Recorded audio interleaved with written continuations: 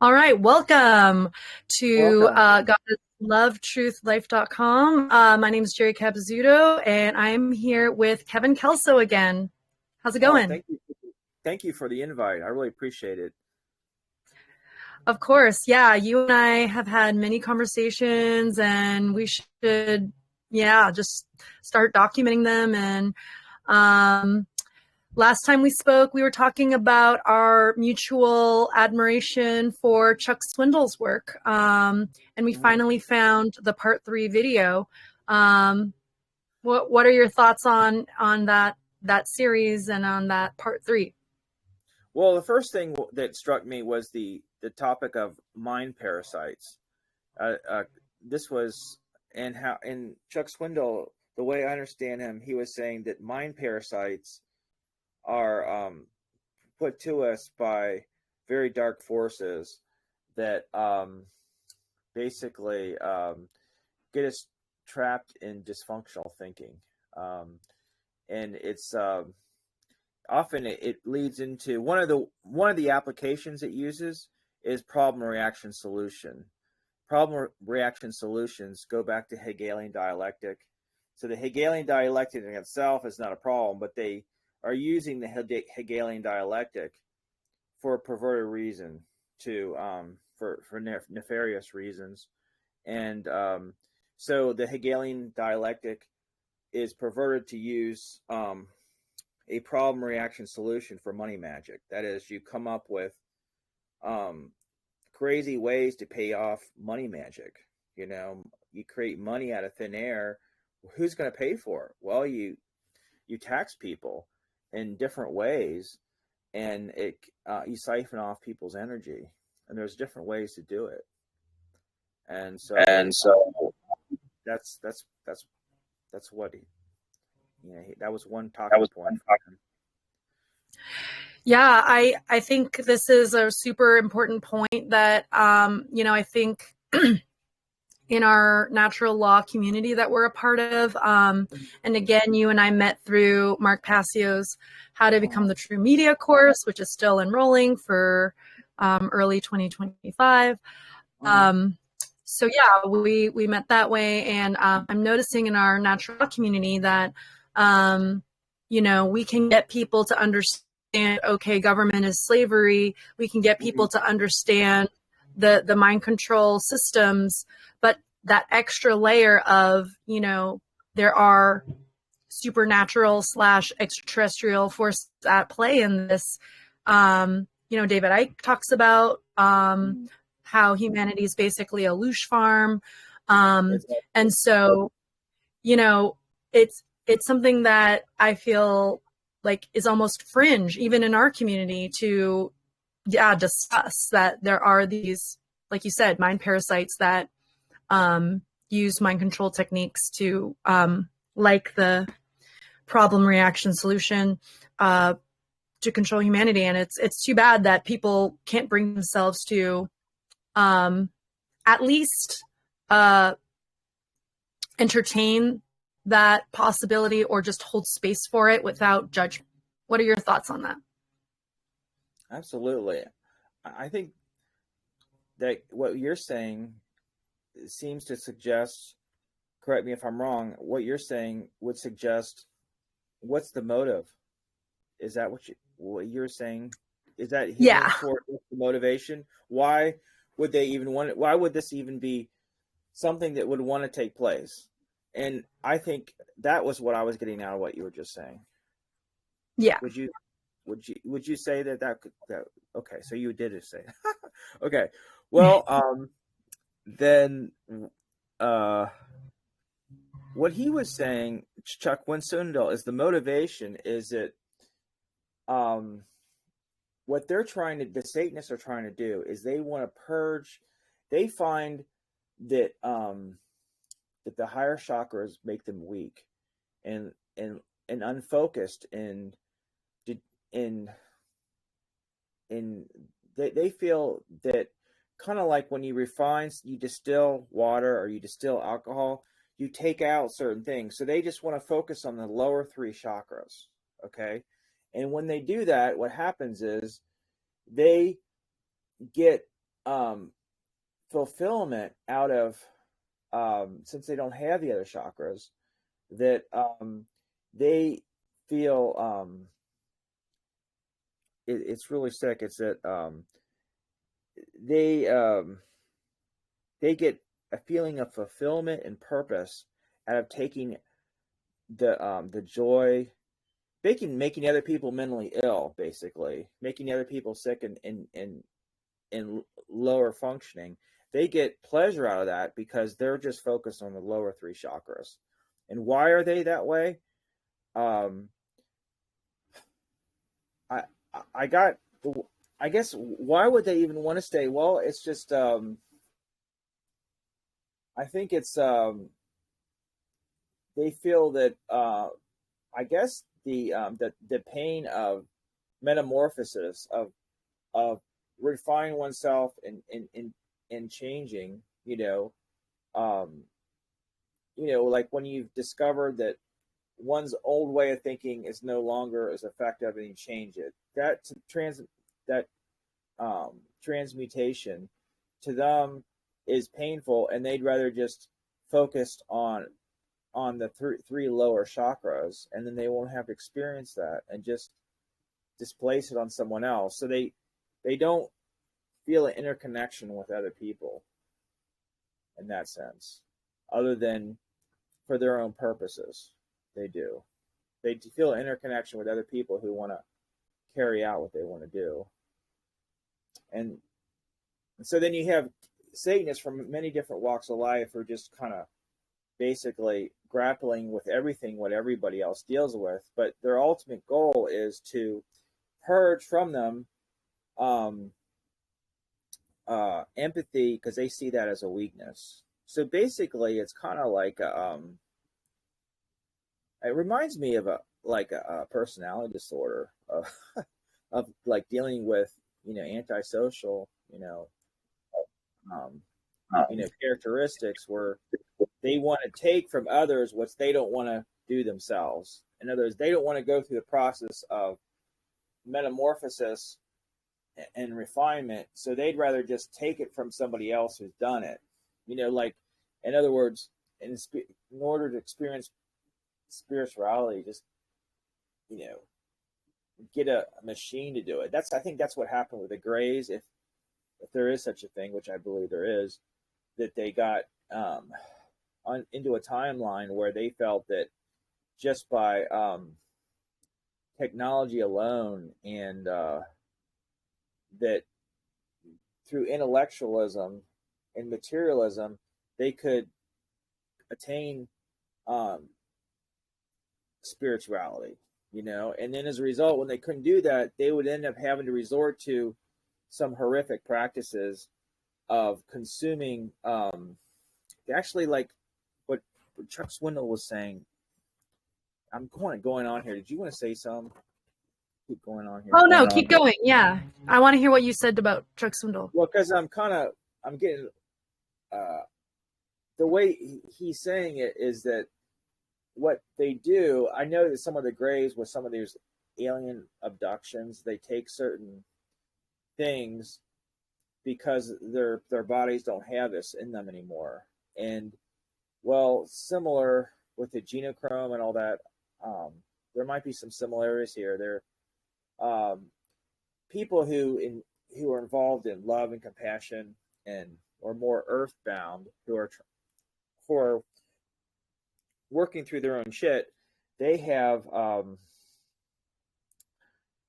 they want that, and they want to eat it, actually consume it, because they don't have it, because and by taking it they find fulfillment, and then they also biologically can sustain themselves from it.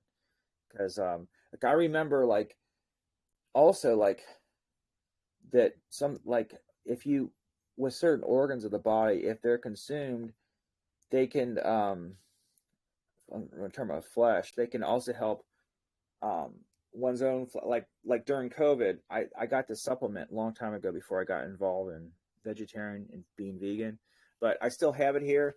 I should just throw it away. But it's organic lung tissue from a from a mammal like a cow. And I thought when I got it, because I had heard that if you have problems with your lung, and if you take the lung of another tissue, it can help one's own lung. Okay, I remember reading this from several people that and also in nature too, like if you look at kidney beans, they'll help your kidneys, and they look like kidneys. Okay, I mean there's a lot of really there's a lot of synchronicity in nature. And so this is a hunch right now, okay, but I'm thinking maybe what they're doing is that other people who are working on all three chakras, all seven chakras, sorry, since they're only working on the three, they want to consume other people who are doing all seven, because they're lacking that. And so then they can continue to work on their three, and what pathology that's producing in their actual blood system, they want to eat it out of other people. So, I mean, he was talking about the actual eating of the pineal gland.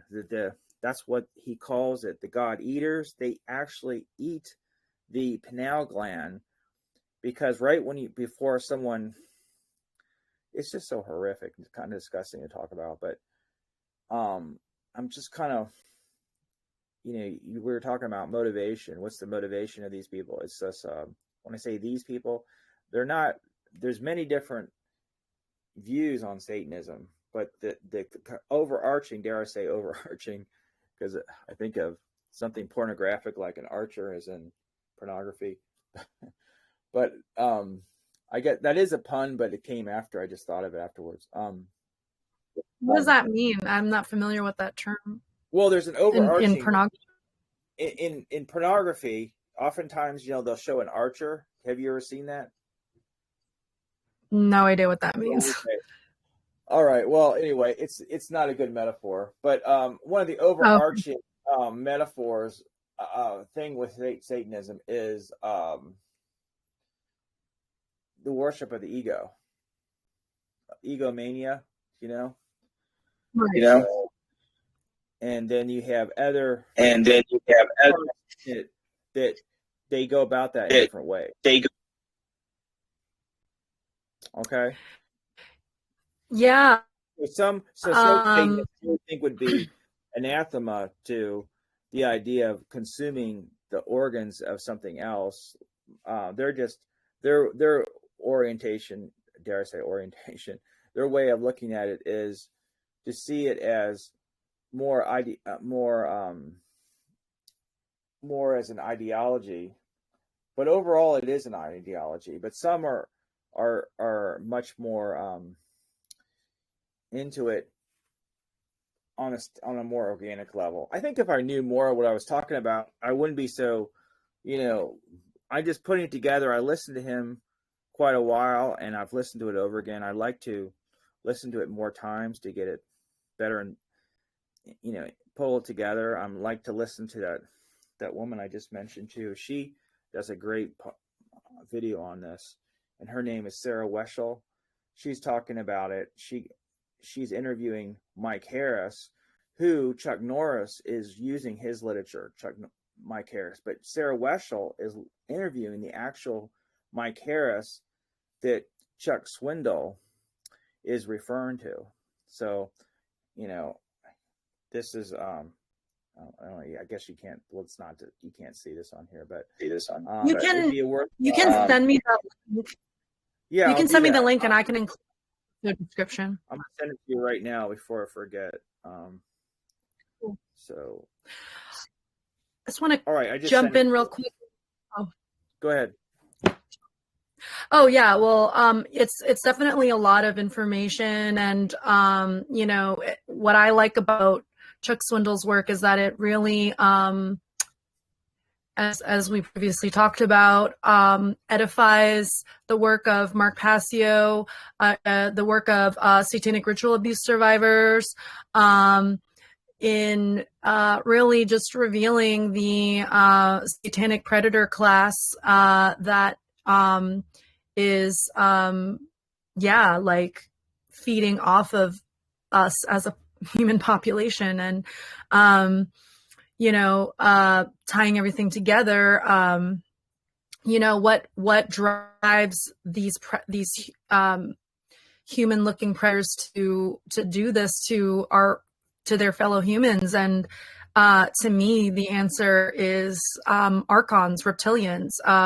There's another element that is using this supposed correct to then have their loosh farm feeding option.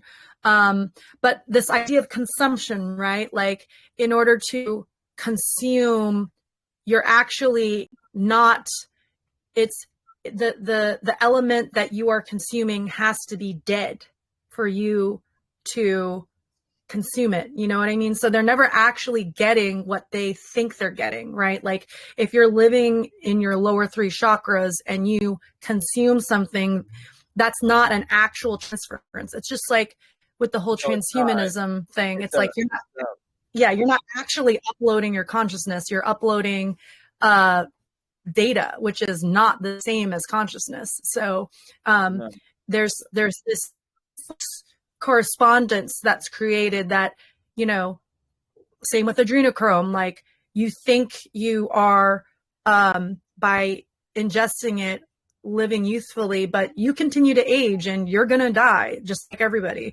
So,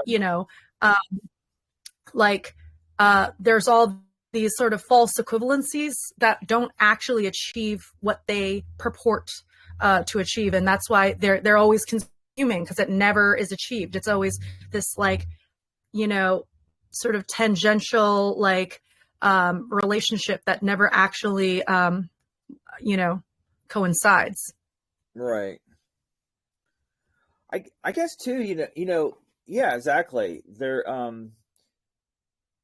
They never actually achieve it. I guess they could say the same thing about us as well. I think it's really a matter of what, I guess it become very fashionable to say everything's a spectrum now, but there's spectrum TV, there's, one is on the spectrum, but I think they're on the spectrum, but they're going the other way, and they feel like we're on the spectrum as well, and they're all living in this world, and they're thinking like, they feel like life is nicer for them that way, and they don't see how we actually see. That's the problem about atheism, is that oftentimes, if you don't get it right in terms of daily existence, you're often doomed to repeat it.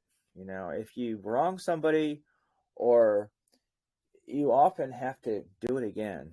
And so I think over identification with the body leads to all kinds of bad things. Cowardness. I'm not that I'm the most brave soul. I need to work on it, but it leads to so they're gonna. I don't think they realize, the ones who get involved in it, how likely they're going to have to come back again, and we'll probably have to come back again, because I'm no angel. I've had things in my life. I think to myself, why the hell did I do that? Like, where the hell was I coming from? And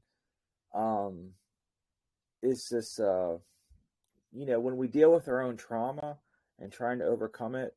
So I think a lot of these Satanists were traumatized themselves, and they don't realize that they're being used themselves by reptilians. That a lot of stuff they don't realize. When you get involved in black magic, it's short-term benefit at the expense of, all kinds of loss. So, anyway, I can't really speak for the whole thing. I just know that it's some of the people who get involved in Satanism, they're probably dealing with their trauma, and they don't know how to deal with it otherwise. And instead of they're exercising their trauma, I've seen people like who have repressed sexuality, and then they act it out in impulsive, grotesque sexuality, because they're dealing with their own repression rather than really integrating their sexuality in a more appropriate way. So anyway, I'm just vicariously trying to understand it, like, what would be the motive of this, and it's really shocking. Yeah. But the reptilians are. I mean, it's a hypothesis, the reptilian thing. I think that there's a lot of truth to it. It's I don't know if his reptilians a hypothesis, is it a theory, what is it? Is it circumstantial evidence? What would you say that is, reptilians and the Draco reptilian? What would you say that is? Hello? No.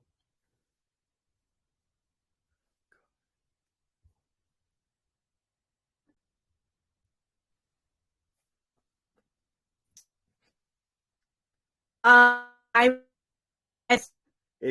You froze on your camera froze. you hear my Yeah, I can hear you, but when I look at your camera, it's all frozen.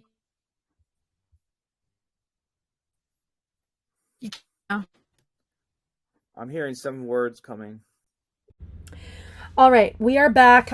Sorry for the technical difficulties. We left off where Kevin was asking a great question about motivation. What motivates these human predators to act in the way they do?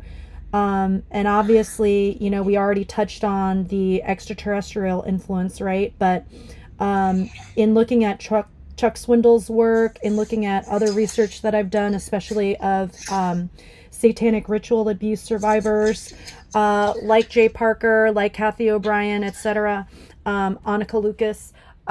We know that a lot of these satanic families are tortured even in utero, in their infancy, in their childhoods. And so when they, as adults, get the opportunity to act as traumatizers, they experience a temporary relief from their traumatized experience. And, that can become a sort of addiction, right? Where you get a temporary release from something you're running away from. And so it becomes this mutually beneficial relationship between the archons, the reptilians, and these human predators, in that they both get a temporary release. The archons get a snack, and I think what's going on is it's kind of like pork in Congress, when they pass a bill, maybe that like Don, there's people that want certain of their base desires met, and then to get it, and when they do these favors to these I mean, there's other people who have been around on this planet way before us, and they are being exploited themselves. They don't realize that they're exploiting us, but as a result, they're also getting exploited. Right. Because they cut these deals to allow us to be harvested for certain organs and things like that. I mean, there's been certain well-documented cases, so it's not completely circumstantial evidence. And so, as a result,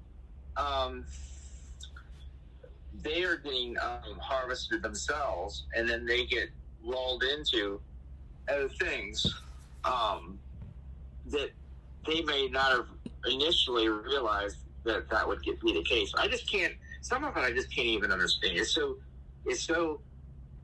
I kind of understand it, but I don't even want to understand it. It's more like it. I have to really. It hurts me to even try to understand it, because it's scary, because it opens up. It looks at our own darkness too. It looks at how all kinds of things. So, yeah. I was listening. To me, one of the really really sad things I was listening to is that, according to Chuck Swindoll, he was saying, now this is him saying this, but I'm just telling you that there is this whole line of pedophile out there, okay? And he was telling me on the 3A video that Bush, the father, Senior Bush, would go after children around 1 year old. and he would sexually harass. That was his age, 1 year old. I just find that just so bizarre that someone would be interested in a 1 year old. Right. Well, I mean, and I can't even. To me, it's kind of hard to. I guess it shouldn't be so hard, but it is. Why shouldn't it? It's just that I'm kind of in shock sometimes when I listen to it. You can't just completely listen to it and not have your moments for oneself. But but it makes me think that there's something else out there that is exploiting all that. That how could someone get interested in a 1 year old? Well, he's a psychopath, right? And we know that a lot of the genetic manipulation that happened with Homo sapiens, with the Anunnaki, led to a lot of failed sort of experiments, including the rise of the psychopath. I don't think psychopathy, there's a reason why it's rare, because it's not natural. I think we were genetically manipulated as a species to a point where now psychopathy exists, why we have all sorts of genetic issues and disorders. And but yeah, going back to what you were saying earlier about not wanting to touch this material because it forces one to look at one's dark side within themselves. We all in a lot of ways have some, not all, but many of us, the vast majority of us have some sort of trauma, whether it's capital T or lower T. Maybe someone has, at least 50% of the population has had some sort of divorce, whether it's in their own family or in their own romantic lives. So as an example, why are people doing this? Why are people playing into this traumatized cycle? Well, it's a Hegelian dialectic within a Hegelian dialectic. They're trying to have a false solution of being a traumatizer to traumatize others. And that's why it becomes this perpetual awful cycle of trauma, right? And the only way to get out of it is to just not participate in the trauma at all. And not see things as traumatizer versus traumatized, right? Just not even participating in it. And seeing beyond that false dichotomy. And in our greater Hegelian dialectic, right? Do we want to be governed or do we want to govern others? Neither. I want to just govern myself, and seeing that wider lens. I don't want to serve and be food for a reptilian. I don't want to traumatize other people. Let's just get out of these cycles that are created, Exactly. So anyway, we were we looked at the motivation, and the way to do it is to get out of the cycle and to look at our own dark nature, and as best we can, because that way we can at least not be triggered, but when we see something really dark that we're not used to dealing with, but anyway, it's just really. What else? He was also saying, Chuck Swindoll was saying that he actually showed. I even put it at what Mark in the video, and he talks about that 47 minutes and 25 seconds, I believe it is. He's saying that that he shows that the actual pairing of chromosomes. I remember there was this guy that who passed away years ago, and he was showing this. What was his name? I'm trying to think of it, but he's actually showing where the chromosomes were paired. It's quite interesting. I really recommend looking at it. I hope I got the coordinates right. 47 minutes and 25 seconds into the video on 3A from Chuck Swindoll. And so It just shows how we've been tampered with. Yeah. But just because we were tampered with doesn't mean that. See, I think some people run with that, and it's just kind of another version of evolution. You know, it's like no, that was us being monkeyed with. It's a form of criminality of messing with people's DNA. This. Yeah. Anyway, he was just showing the way you can tell too. It looks kind of sloppy. How they could have done it in a way that it wasn't so sloppy, so you couldn't see it as well. Right. He said that slapped up criminality in itself. I recommend you seeing it. It's not very long. Yeah. If you find it, we can include it in the episode description. Are you speaking specifically about that section in 3A, or are you talking about another source? No, right in 3A. Oh, okay, got it. Yes, I do recall. Swindle. Yeah, I do recall that. Oh, you saw it? Yes, I loved it. Oh, you remember? Did you see the whole thing? Yes. Okay. Yeah, I watched all three of them again in the last 24 hours, and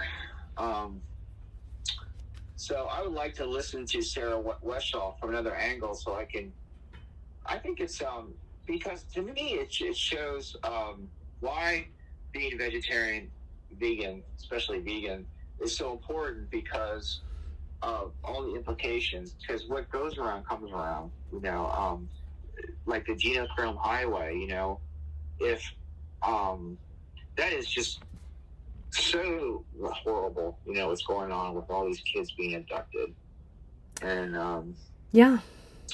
So they want us to get consent, and there's different ways to do it, and I think and then there's situations where, as I understand Mark Passio, I'm really glad he said this because it makes it more real, is that when we had the Atlantean polar reversal and certain parts of the planet became inhabitable, and you had roaming people who couldn't even grow food or anything, and the only option was to hunt.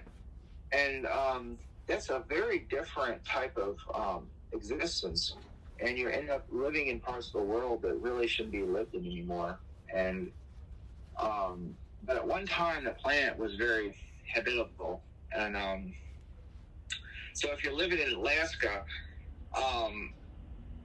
I saw this Passio video, and the way I understood it, Passio is saying is that, you know, is it a sign you shouldn't be living there? You know, it's not like it's a justification for eating meat, is that it's uninhabitable for people, right? You know, and then you're going to use living in Alaska as a justification for eating meat.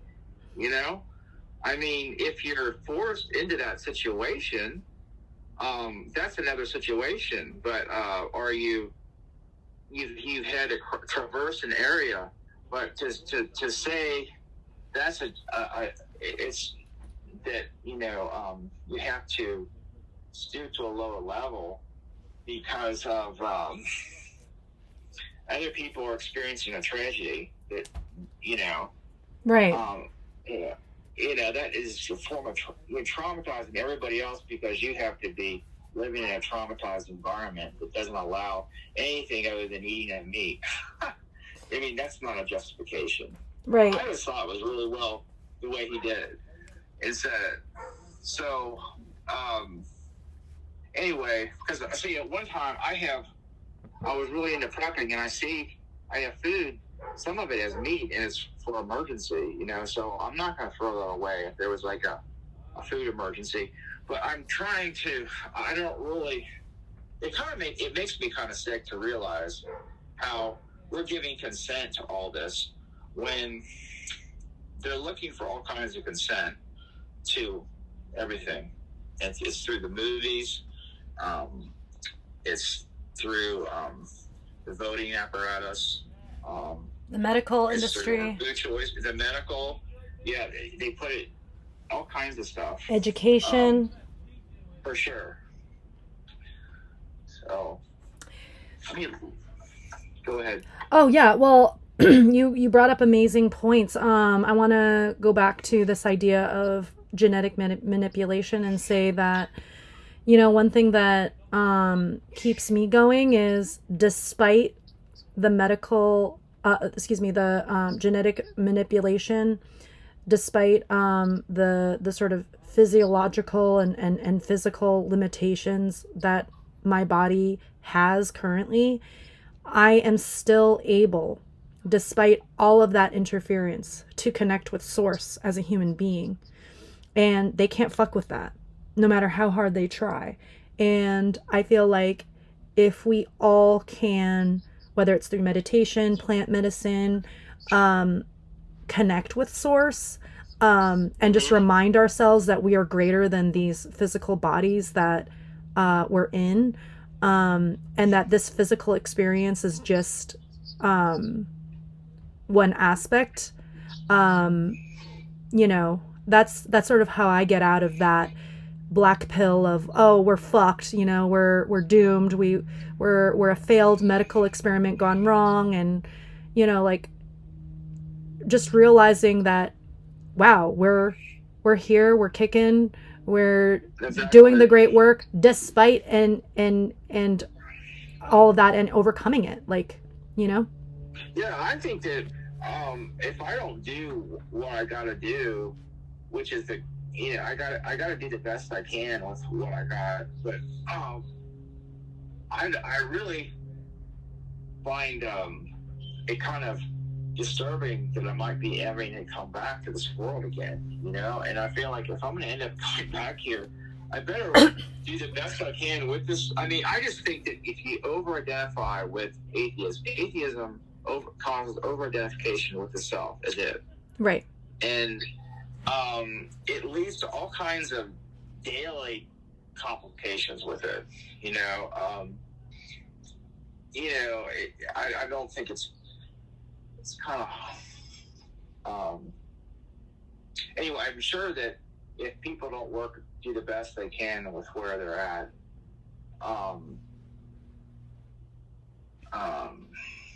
I can speak for myself. I don't really want to end up having to come back here and do stuff that I could have gotten done in this life. Now, I think David Icke he said some really interesting things about reincarnation. He says, when we come back here, it's really the idea that we're going to perfect this planet by coming back. I mean, there might be avatars, true, that are doing that, but we're in some kind of matrix that is feeding off of all this, And I thought that made a lot of sense. That ties into, because I think that what's important about any kind of functionality when you have to have an overarching idea of what's going on. I think that the idea of parasites breeding off of us coming back here again, like a dysfunctional family, how it seeks homostasis. Like my uncle, he a long time insulted me in a really, really horrible way. And I was like, he called me back years later to apologize. And I said, sure, don't worry about it. I'm over it. And but I appreciate you calling me and letting me know I left a voice message. That was very nice that you would talk that way and tell me that you apologized. And then 2 months later, he's calling me back and wanting to get together, which sounds nice. But I've experienced like decades and decades. Someone at his age to say what he did, I'm like, I'd rather not go back there again.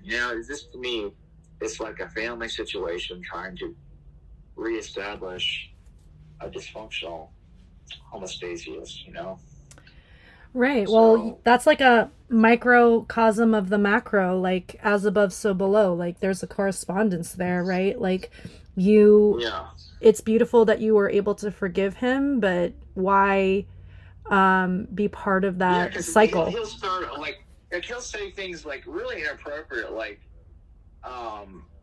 that just, it's like he owns me or something, you know? And I'm thinking, like, well, it's like he's trying to get me to say something inappropriate, and then I'm on his property or something. And I thought, it's kind of creepy. I thought, but when I was much younger, he was involved with other people I knew, but as they passed away, it was more me and my uncle.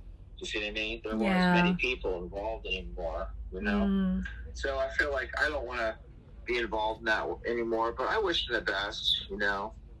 But just the fact that his scenario reminds me of how cultures, like families, they try to achieve homeostasis, which is good, but unless they've really been doing their own inner work, that homeostasis will just bring back, you know, a copacetic, dysfunctional situation that was like going on before, you know? Right. Well, it's interesting you talk about like reincarnation and going back and not really wanting to come back here. And I have a sort of controversial position on that, which is that of like, I actually think some aspect of me chose this. Some aspect of me came here on purpose, and some aspect of me is willing to come back here again to continue the sort of in the Eastern sort of traditions, be a bodhisattva figure, help enlighten, you know, the others. Because when I sort of had this realization in my own shadow work journey that we're all sort of connected, that if one suffers, we all suffer, I sort of took that to heart, and I see the way even those in the quote unquote ruling class are enslaved by their own trauma. You know, they're not free either. No. And just seeing the state that we're all in and the state that we all could be in, just wanting to be a part of that transformation, as an agent of hope and change and you know, goodwill, you know. But I know that I get that, like, not wanting to come back here, like, I get it. And then also, like, in thinking about, you know, the future, like, I think I got this message from Plant Medicine Journeys, or it might have been through meditation. I can't remember which, but like, I had this realization that like, eventually natural law, you know, morality, people eventually will awaken. Like, and they have to, otherwise consciousness goes somewhere else. Right. It just disintegrates. It's self-destructive. Right, exactly. Like we're experiencing the natural consequence of our collective actions right now through the suffering we're experiencing, right? And like, and just like seeing that through on a sort of more geologic, almost, planetary time scale, like eventually we will learn the lesson. It may not happen in our lifetime, and it's been going on for millennia, but like realizing that eventually things even out, eventually humanity wakes up, either through immense suffering, most likely, or however many reincarnation cycles, like eventually there, and realizing that like we're in a specific moment in that timeline right now, and the only way that we would even be able to exist in this timeline, having this conversation, in trying to awaken humanity with this esoteric knowledge, is in itself a testament to that future reality, you know? Mm-hmm. So that gives me hope, even if I don't live through it in my human body, you know? Mm-hmm. That's a good way of putting it. That is a good hope. The idea that eventually we'll get it, and that you're saying that you chose to come here. Yeah, I think I did. There's something to that. Yeah. not something to it. It helps make this world and this life more meaningful by process of elimination, is what I'm saying. Is that there is a lot of functionality to what you're saying in terms of I think there's a lot to that. I did as well. You know, I probably did. Yeah, like I think, well, one time when I was doing mushrooms, there was a point where I got reunited with these beings that I didn't even know I was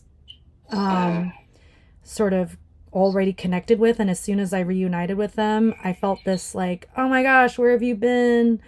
You know, like I missed you guys. Wow. And they're like, they literally said to me, like, we haven't revealed ourselves to you because we were afraid you would want to come back with us. And you have a mission here. And I felt tremendously sad in leaving them because I finally felt connected with what and then also just realizing that like I am still connected with that and we all are, you know, this false sense of individuality, that illusion, that ego illusion that we're in, it's not real. Like I'm connected with you. I'm connected with this tree outside. Like we're all connected, you know? That's so true. I mean, so I wonder why, like, there's this book by Julian Jaynes called The Bicameral Mind. Have you ever heard of it? Michael Desarian refers to it. No, but I'll definitely want to check it out. And he was saying that part of what caused the bifurcation, that maybe that's the word, the separation of us versus them, is when with the that at one time our hemispheres in our brain were more interconnected, and that we were able to connect more with our environment and other people. We didn't see ourselves as so separate. And anyways, it was a really good book. I read parts of it years ago, and I might have even actually read it all on my Kindle years ago. I was really into Kindle reading before I discovered YouTube, and then through my Kindle I discovered YouTube. That's funny. Mm-hmm. Back in like 2007, 2008, 2009, 2010, 2011. Very much into reading books. I always was years before that, but then with the advent of all these audio videos, you can often glean a lot of people what they've written in books. But anyway, Michael Desarian, he was referring to that book, and that something happened to us that caused us to not see the interconnection. And it could be the archons that did that, you know, part of the matrix we're in. Right.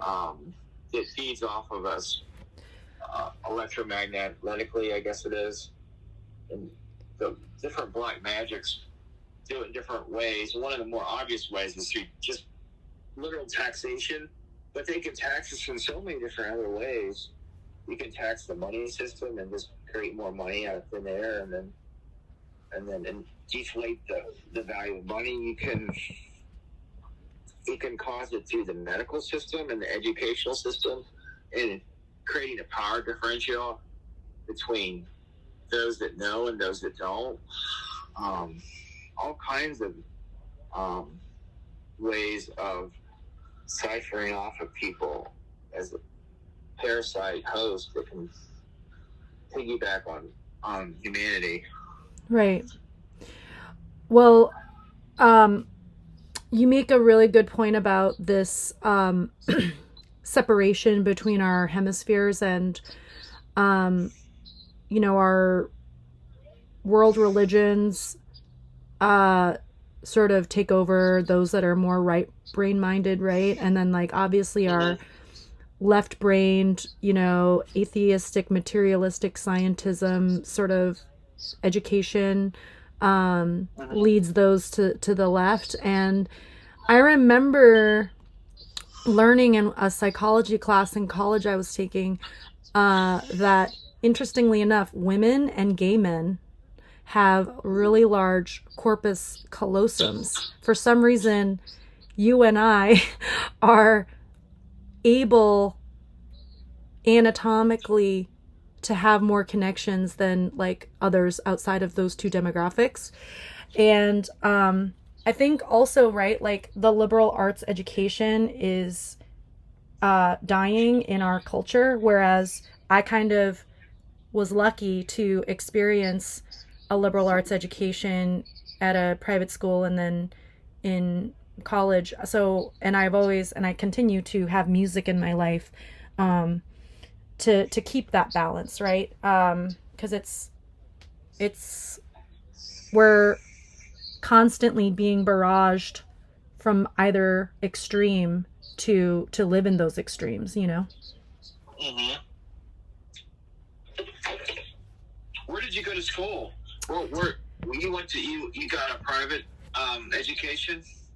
Yeah, I went You went to a private school? Yeah, I went to a college prep school that was super old school. Like we had Latin class. I didn't take Latin. I actually ended up taking Spanish, but like not many high schools offer Latin, you know. Okay. But like I took like, you know, Western civilization as part of my education. We would read, you know, Marcus Aurelius. We would read, you know. Wow, he's really cool. Yeah. Marcus Aurelius. Yeah, so, you know, and then I would take music class. I would do science experiments. Like it was very well-rounded education. It wasn't comprehensive because it's intellectual. It's not spiritual. It was secular. But it did. I did have both hemispheres engaged, and I think that was part of my awakening. Was like reading material outside of what I probably would have been exposed to in a mainstream, you know, public school environment. You know. So was this was this post high school or preparatory for college? Well, both. I went to a liberal arts program at NYU, and then I also went to like a liberal arts sort of college prep school in high school. So nice. Yeah. Huh. That's awesome. But you also seem to have a good balance between right and left thinking, I've noticed in our conversations. Well, I used to really be in the left side, but I used that primarily to deal with my mother and to deal with getting out of a cult. But I think what got me into the cult was the way my uncle was dealing with me, you know? And the family that I came from, I thought was pretty dysfunctional.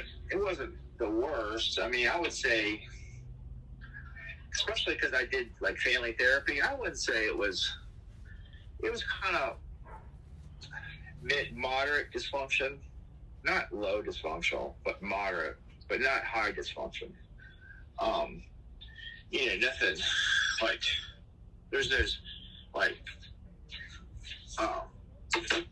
you know, overt problems where you have to call, you know, children's services, that kind of thing, which I think calling that is kind of dysfunctional too, but that often that comes up into the mind, you know, no issues like that, but potentially they could have like a lot of verbal abuse.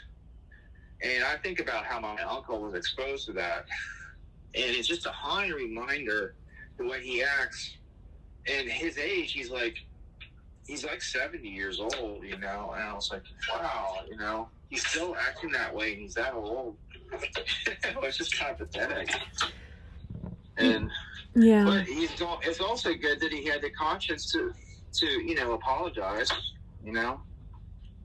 But I just never felt very much a part of that family, And I think it made me vulnerable to getting into a cult. Um, and it was just a very controlling type of family, and very much concerned about materialism and kind of it just reminded me a lot of like the negative things about our mono pop culture that goes on. You know, how the New World Order tries to create a monoculture and rootless existence, and a big emphasis on materialism, but then at the same time it won't allow too many entrepreneurs in any area of endeavor, but ruthless competition, but then not allow a lot of competitors anyways, but you still get all that ruthless competition. And then they'll say, well, the only thing that's going to keep that in check is a union, you know, when they make it so that you don't have many competitors and the only other competitor is a union. I mean, it's just so much bullshit. Right. Yeah.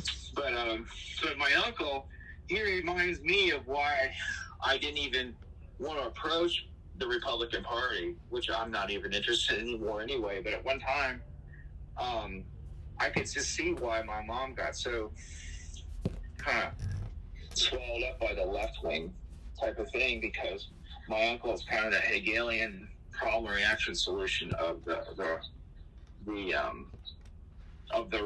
right wing version of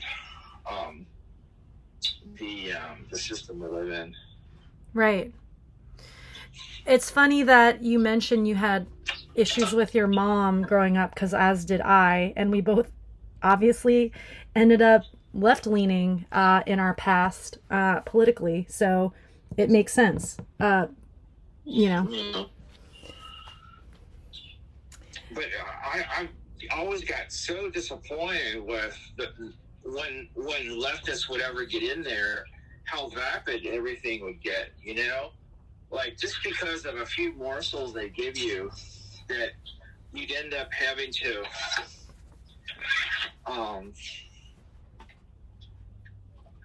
I mean, you know, they don't want you to look too deeply into anything. That's very much like the culture Marxists. They don't want you to study too much, look into things other than from a materialist standpoint of view. How did you become more balanced? I think depression. Wow. Working through, like, because I think that just suffering, you know, realizing that, and also being in mental health myself and seeing, like, I did case management for years, and I felt at times very depressed, and I thought, well, and I was really disappointed in a lot of the therapies. I went to therapy for a while, and I will say they do kind of help you to a degree. But in terms of, I think a lot of the things get delegated back to the religions, and I have some problems with them. You know, I don't feel like they really were adequately addressing certain issues. Like, I think today with the farce of global warming, because you have a lot of people don't believe in original sin, the global warming kind of blames you, like it's your fault and you did it, and like similar to original sin. Wow. And, yeah. You know, it's just that you just have another generation that doesn't fall for that. You know, so this is still universal. Universal means Catholic. And what is the United Nations? Uniform commercial law. That goes back to canon law. Right. You know? Right. And still, the more we change, the more we stay the same. Do you feel like, first of all, I think it's awesome that you shared with me that you're in your 60s, and we have another classmate, Wyatt C. White, that is also in his 60s, and to be able to be at the age you both are in, and others in our group that are in that age bracket, to have all that generational sort of programming and be able to come out of it is amazing. Yeah, I remember, like, you didn't even have the internet, and Yeah. I mean, basically, you know who my internet was before? Because I think that going into a cult in a way kind of helped me, but I would not recommend doing that, going into a cult. Yeah. But I mean, it was very traumatic. I mean, you know, like, it's the hero's journey of Joseph Campbell. But again, you know, a lot of times we see a problem based on what we know. Or, you know, we can't be completely divorced from our experiences and what we see within them. You know, it's just all subjective, a lot of this. Okay, but I felt that the dysfunction of my family made it so that the cult was more like any gang. You know, kids who don't have a good family, they're more likely to get involved in some kind of gang activity. And Right. it depends on their socioeconomic status, you know. But if it's other kind of dysfunction, they'll get involved in some secret society. But they're still gangs, you know. Exactly. And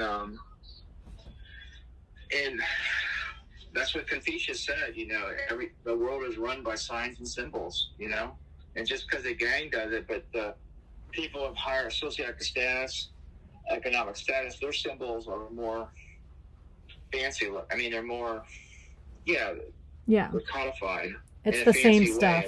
Yeah. But still, it's a symbol. You know, it's just not sprayed on a wall usually. Right. Right. And there's other differences too, but still a lot of similarities there. You know. It's not sprayed on a wall, but they chemtrail spray us. Yeah, and it's all lower chakra. It's satanic. You know, the 3 lower chakras are. When you just focus on the 3 lower chakras, you get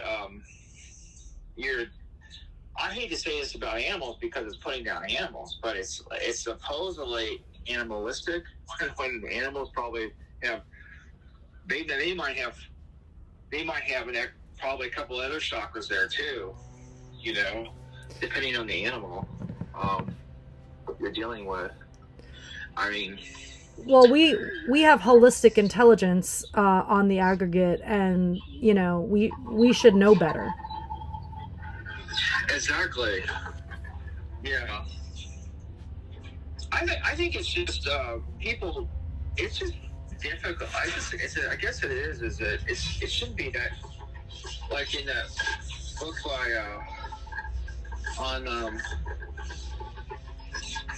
about the Mark Pastor shows of the world with chains around it. What was that guy's name who wrote that book? Jeremy Locke. Yeah, Jeremy Locke. End of All Evil. I was just saying. Yeah, the reason Pastor liked it is that things usually aren't really that complicated, especially when you know them. And right. So things are complicated because we just don't want to see the truth, or we've been propagandized. Right. I love that book, by the way. Have you ever read it? Yeah, it's actually short, and the prose is direct and simple. I thought it was out of print, and it's extremely expensive. You got like a downloaded copy or something? Yeah, from the Arc. I can send it to you and link it in the episode description. Yeah. I like it. If you would, I really appreciate it. Do you have the Arc? Yeah.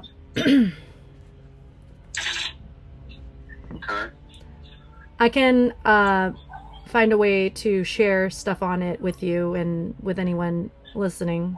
But for those that are unaware, if you send a 2 terabyte drive to Mark Passio, if you go on his website for instructions, he'll send you back 2 terabytes of audio books, as well as videos full of information, like esoteric knowledge. There's all kinds of amazing material in there, including that book. Okay. Well, I would like to read it. Yeah. But the main thing I want to do is I want to be focusing on this part of my life. I feel like I've gained a lot of knowledge, but at the same time, I have these moments of feeling kind of stupid, really. I mean, like, I feel like of all the times, all the years I spent, like, ever since I got left Mark Passio, when I say left, I just continued to listen to his podcasts. I was still listening to things similar, but all I was doing ever since 2016, I went to visit him, and I liked a lot of what I heard. There's still a lot of things about him that I like, but other things that I found threatening. And I'm like, I'm going somewhere else for a while. But in the meantime, I looked at a lot of very similar stuff, similar conversations we've been having with other people over the years. Not too many conversations, because I don't talk to many people. But just constantly listen to this stuff, and it did help in a lot of ways, but unless I do something about it, do the action, then all that work is for nothing. So, right. And I get kind of irked with myself that I'm speaking to you and I'm kind of still fumbling over myself, where I thought after all these years, I could say it more exquisitely. I'm just now learning about the Khazarian Mafia, and I've been doing this for, deep dive since 2011. And for 20 years, I was really into Joseph Campbell on comparative. He has gobs of books, and he really helped Chuck Swindoll himself get out of a terrible religion. He said Joseph Campbell was one of his mentors. Okay. Yeah. As he was mine. But, like 20 years of Michael Tsarian, with Joseph Campbell, 7 years of academia, then basically being in the truther community, which there's some of it's pretty good. It's not, I agree with Passio, a lot of it's a mess, but it's pretty interesting. I've been doing that since 2011. And, I just feel like at this point I should be, I was talking to you about the God Eaters, I was still falling over myself. I just thought that I would, at this point, have it just exquisite, I don't. Well, hold on a second. Hold on. I want to interrupt you, and I'm sorry, but I think you are one of the few people that I'm trying to find a way to say this in a delicate but kind manner. I've had many interactions with a lot of our classmates in our How to Become the True Media class, and some positive, some negative interactions, and I find myself really drawn to our friendship in that. Oh, thank you. That's really flattering. Thank you. You have, I can tell that you've been researching since 2011, and the trivium process is not only the logic and grammar stage, but the rhetoric stage is also a practice. It's also its own discipline, and you are doing the great work right now with me in this podcast. So don't beat yourself up and keep going. You're doing great. Yeah, well, I was just thinking when we're doing the live video, I really would like to learn how to do the editing thing. And I thought by listening to Chuck Swindoll a couple times over, I could better absorb the content. But I was just still amazed. Here he had studied Joseph Campbell. A lot of three people that were pivotal in his formation, as I understand Swindoll, and his coming out from the Matrix, as it would. I would think that he would be fine with me saying that. He didn't say that, but that's what my interpretation. And I still was just amazed at all the information I was learning, and I've been in this a while, and I think I'm going to listen to this again. I'm going to listen to Sarah Swindle, which I've listened to many times in the past. I can't keep up with all these people all the time. They're constantly putting out it. And that was another thing why I wasn't doing the great work. Because I thought, why should I do a video when I still haven't learned it all? And there's so many good content out there I could just constantly listen to. But what Passio got me realizing is that in terms of natural law, it's a numbers game. We got to get at least 51% in terms of a ratio. How he was, remember that? Right. Or he was saying he's gifted in the ratio. And I think he's right. And why do I have to be a big public figure? See, I see a lot of public figures getting captivated by their audience. They are not only are they interesting, but they've become like they've turned into a business with their audience. Do you see what I mean? That they yeah. It makes me suspicious of that. Doesn't mean that each and every one I'm thinking of are, but statistically, there's something to it. I just said, they have gotten used to a certain audience, and it's almost as if they're talking to the audience to keep them. Like I listen to certain commentators, and they're so smart. It's almost as if they're catering to a larger group of people, so they can get a wider audience. They know better than to say something like that, given other things that they said, and so they're trying to make an impact by, and I was just wondering if they themselves have become mini politicians, and are, if they might sometimes believe some of their own rhetoric, If you start lying to the public, they act as if they believe certain things, and given that their level of advancement, they would have to not believe that anymore, given other things they say. So, but by talking in a lower way, they're able to meet a wider audience. And I think if you lie that way, you might start believing one's own lies. Okay. Right. All right. Do you see what I mean? Can you? In other words, they start getting used to just having a big audience too. Right. By the way, all that thinking though, I think is to discourage one from taking action too. And that's another, this was my way of discouraging myself from getting out there and getting skin in the game, is my point. Because part of what I'm saying is not all right either, but there's something to what I just said. Okay. And what Pastor is saying, you got to put skin in the game, and it's a numbers game, and you can't just fight evil by staying at home and listening to another video. Right. Okay. Right. Okay, go ahead. Sorry. Oh, I was just gonna say, I do have to go pick up my kid from school. Oh, sure, yeah. Okay. And I just want to clarify for the audience, he's going to a Waldorf school. But yeah. So we're on video. We're actually still on video. Okay, this is cool. Oh yeah, we're still recording. Yeah. Yeah. I think this is. I don't have any problem with anything I said. It's just. Sorry that wasn't clear, dude. Sorry. I know I did know. I just kind of forgot about it.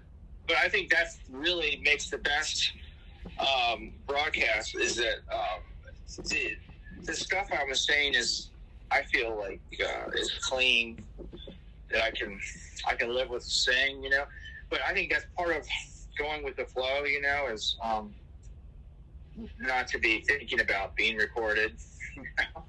Right. But I did know that from the get-go. Yeah. I just forgot about it, But I think that helps, though, to be in the flow, not to be thinking about the recording.